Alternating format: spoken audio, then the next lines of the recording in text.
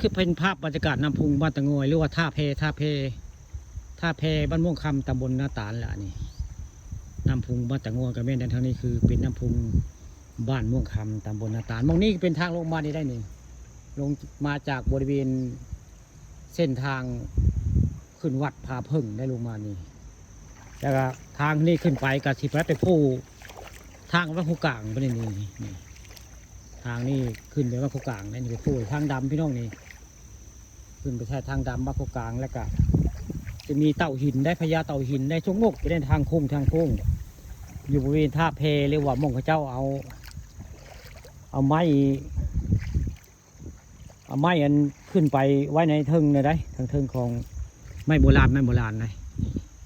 ข้าเจ้าเอาไม้ขึ้นทางนี้แหละข้าเจ้าว่าข้าเจ้าเก๋มาในนี้แหละทางข้าเจ้าให้เอาขึ้นได้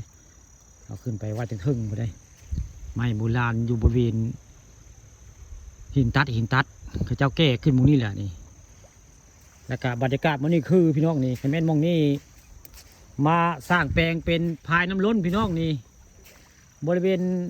ท่าแพอันนี้แล้วก็น้ำพุงนี่บ่ได้กว้างได้น้ำพุงนี่บ่กว้างได้นี่คาดว่าประมาณเบิ่งบ่เกิน12 เมตรมองนี่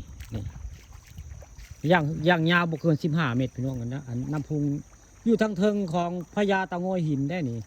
ใต้ลงไปก็จะเป็นวังหินได้มองข้าเจ้าเอาไม้ขึ้นมาได้นี่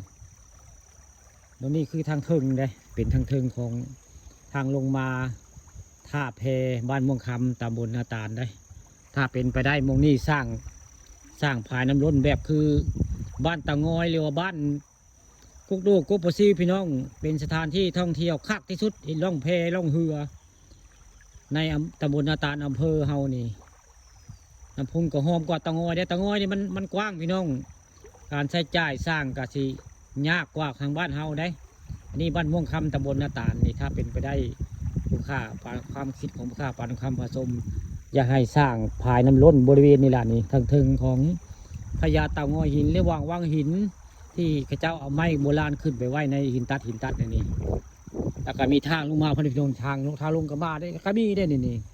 โอ้ยมาสร้างภายน้ำล้นโมนี่คักพี่น้องนี่สร้างภายน้ำล้นสูงประมาณว่าง